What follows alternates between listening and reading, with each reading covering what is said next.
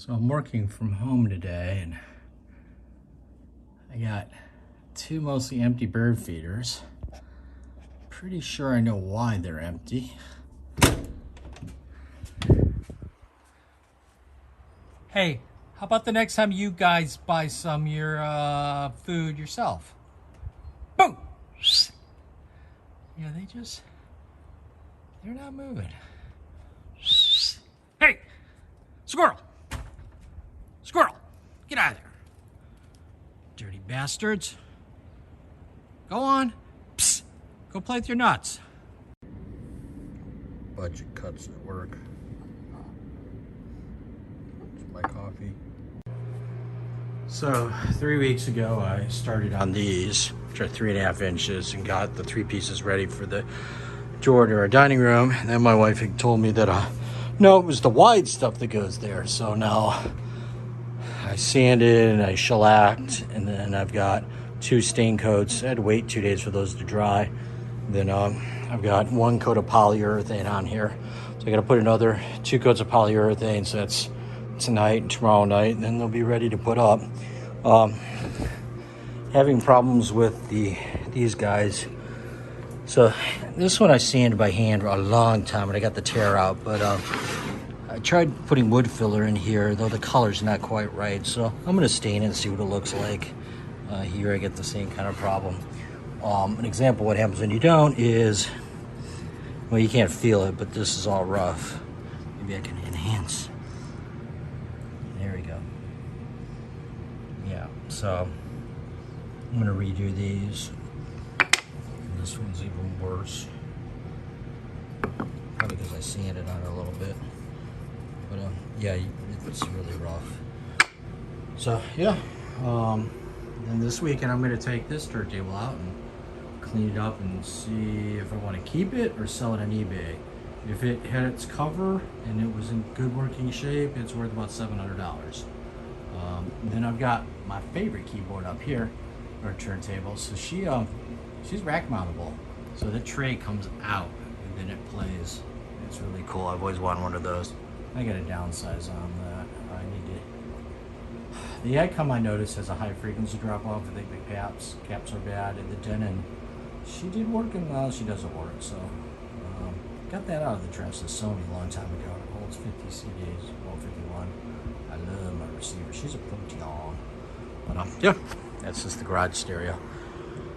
So I had some extra woofers. These woofers were in these 2 speakers that I bought. Used to put on the back seat of the Marauder in the 80s, hooked up to a portable CD player.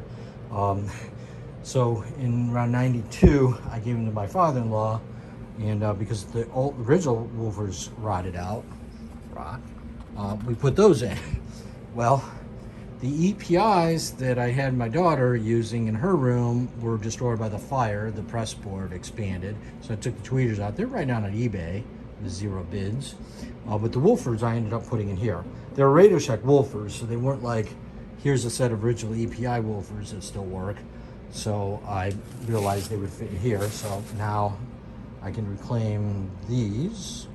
I take the magnets off, and then these now work.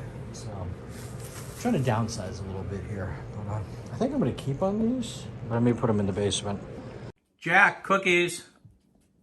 Jack. Up here. Come here. Jack, cookies. Come here. Look, cookies. Here.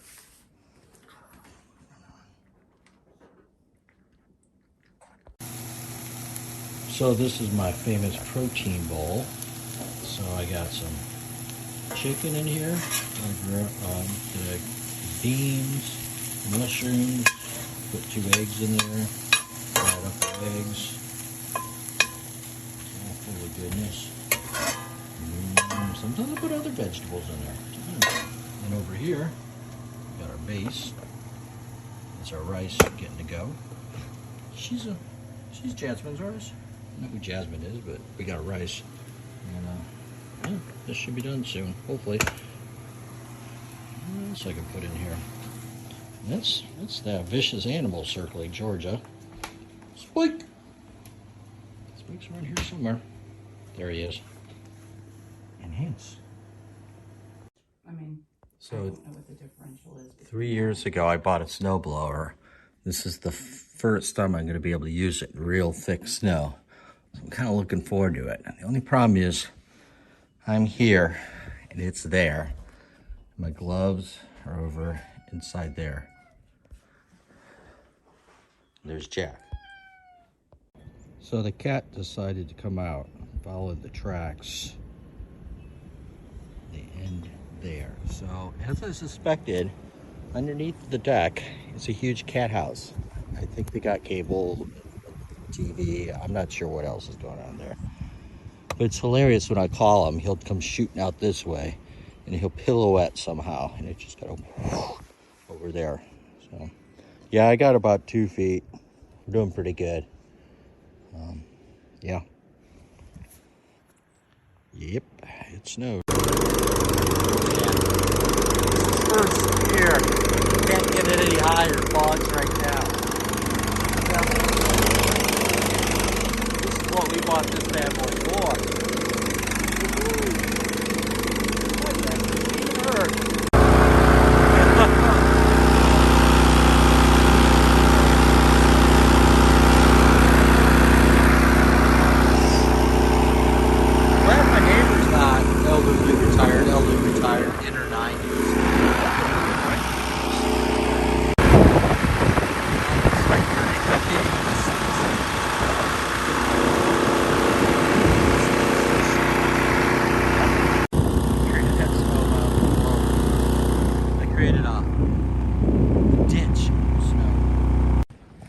So I've extricated my car. I got to come back and the snowblower. I got to get the van out today for reasons I don't want to talk about. But yeah, we're going to move the truck next. Cause I can't get the van out here with the. It doesn't work easily. So yeah, I was going to clean the snow off, but I'm not doing the bed. The bed's optional. Yeah. I ain't brushing the snow out of the bed. I'm barely gonna do the back window, maybe even the front window. I don't know, but I'm not doing the fucking bed. So, this is why I have to plow the street, because they don't hit the corner, and I get this constant water flow, and you can see it's already puddling up. So this becomes like 4 to 6 inches thick of ice. Now, ironically, it does tend to smooth out the jaggeds over here because that goes down about 4 inches and then back up 4 inches. We have to back our cars out, otherwise we scrape the front of our cars off, except for the truck. Truck don't care. But yeah, you can see already here how screwed up it is. So yeah, we'll just go through the slush here. Guess who forgot their coffee? So Friday I was asked to update the firmware on this card, and I managed to put the wrong firmware on it and bricked it, so it's completely useless, doesn't show up in Windows, doesn't work at all. So I got the firmware, and now I'm attempting to use what's called a JTag, and so I connected all these wires. There's a standard connector for this, but apparently they didn't use the right pin out here, and the new cables got pins closer together, so I finally found this cable, which plugs into here, which is a USB device. I downloaded the software on the interwebs from Xilinx. Unfortunately, I had an account with them for my previous role. So once this freaking thing comes up, because I'm on my IT managed laptop, which means it's got 4 gig of RAM and takes forever to boot, I'm going to slap this card back in a test system, because the card has to be powered on, and I don't have an easy way of powering on the card without putting it in a computer. And in about 15 minutes when this loads, we'll hopefully be able to fix this card, because right now it's completely worthless, and this is the only one we have, and we're supposed to be testing on it last week. Yay. So that took a few minutes to figure out. So I got the computer booted, cards running, the lights are green, I got this connected status-wise. I had to download and install the drivers for this freaking piece of shit, even though I installed the software. So now this is showing up, Xilinx USB cable. So we flip over to the software, which I had to download a special version for.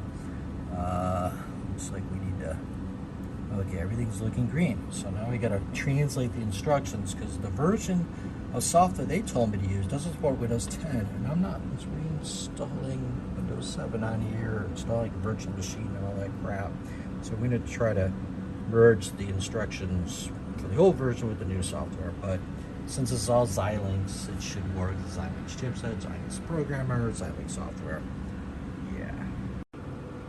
Okay, well, I think we got success. So I ended up using VirtualBox with the Linux version of the ISC software that's 10 years old, running on Windows 10.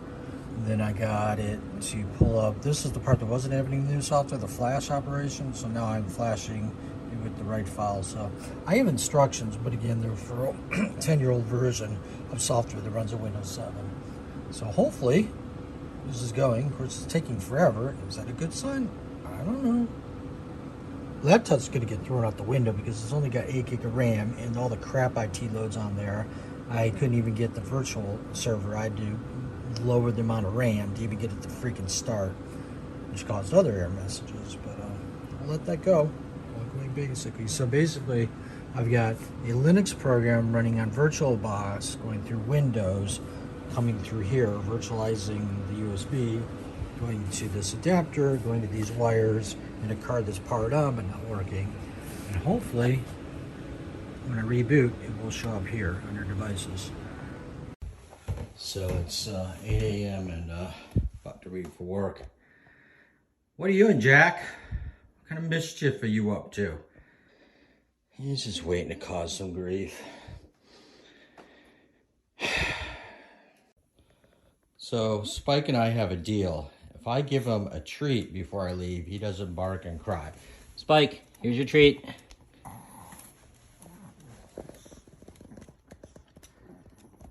And there will be the best 3 minutes of his day. George had to wake up. She's got her vitamins and her treats. She doesn't even get out of bed for that. I gotta bring it to her.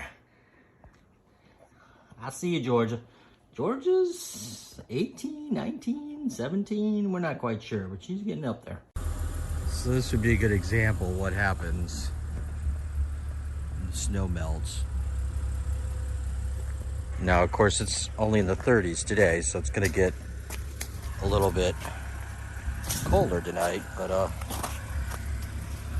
yeah, that's good 3 inches deep. Well, maybe when it crests over the street, streets department will give a notice. Doubt it. So last year I ordered a new Unify switch. Now these are all 10 gig optical ports with an option to get copper connections. Looking for my copper port.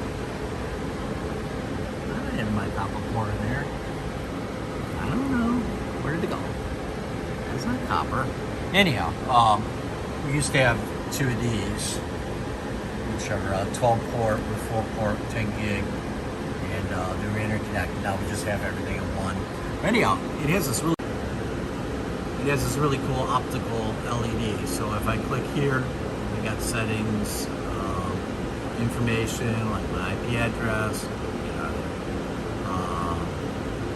what system it's connecting to, speeds, uptime, hardware rev, version, etc. And then up here, what ports are in here. And I haven't hooked it up yet, but I'm supposed to be able to hover my phone over the port, and it will show on the phone what's connected to, like stats. So like, well, I don't know why that's not doing anything. Like 10 gig.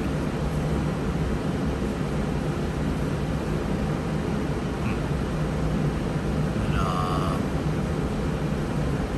haven't quite figured this out yet. This is actually the most I've played with this. CPU, temperature, what's inside.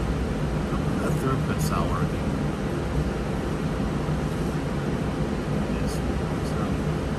Anywho, we'll even on that, that's kind of cool. a little, it's not as washed out as the video picture shows. So the other thing is, these are my air conditioning units. And they're about $500,000 for the whole install. What they do have is a really cool feature called free cooling.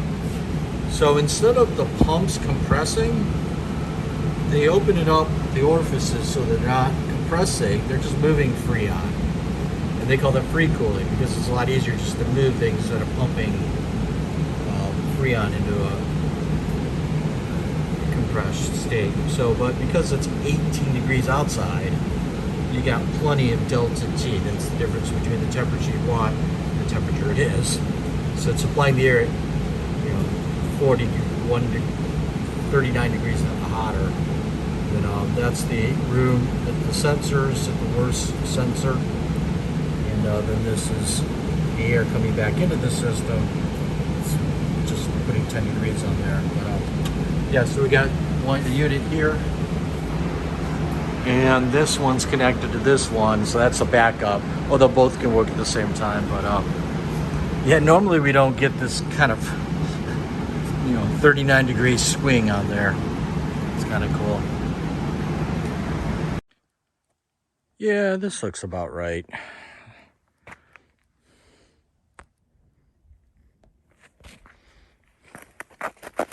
I don't know, probably about 4 inches right about here of ice.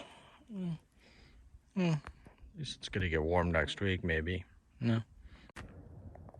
So it's Saturday morning, we're at Doll Lumber, and they have thick lumber. So this is more than 1 inch. It'll be 1 inch when I mill it down and flatten it, and it's 6.5, 5.5 across, and it's poplar. So this is going to become the plinth blocks for the trim. So basically, this is a door. It's the blocks that go at the bottom. So get the drum sander. We're going to hand plane that. That should be fun. Oh, and it's cold out. I had to shovel the bed out.